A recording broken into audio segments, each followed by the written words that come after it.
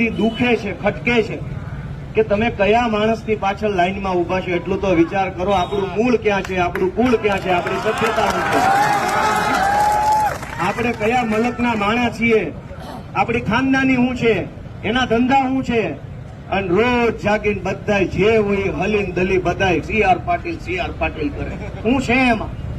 ભાજપનો નેતા છે એનાથી વિશે શું આવડત છે? કોઈ વૈજ્ઞાનિક છે, એસ્ટ્રોનોટ છે, અવકાશ શાસ્ત્રી છે, એન્જિનિયર છે? એની કરતા તો તમારા છોકરા વધુ ભણેલા છે. એનું બાવડું સમાજ ચાલે તો એ છોકરા કઈ ખારું બને.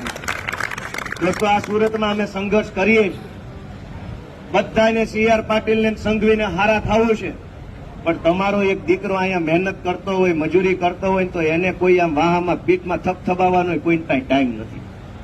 એ વાતનું દુઃખ છે અમને કે તમારા છોકરા અહીંયા કંઈક મહેનત કરતા હોય, સાચી નીતિથી કરતા હોય, સાચી દાનતથી મહેનત કરતા હોય, હારા હોય તો મત ન આપો તો કાંઈ નહીં, પણ આમાં ક્યારેક ક્યારેક કરતા રહ્યો તો આ છોકરા ખોટામાં રહે એમ છે. બધાને પાટીલના ઓફિસે જઈને લાઈનમાં બેહવું છે 4-4 કલાક. મારી વિનંતી છે કે હવે કંઈક અમને તમે ટેકો આપો, અમારી સામે તમારું મેજવું માંડો કે આ છોકરા ઘરના છે અને આ કંઈક કરે એમ.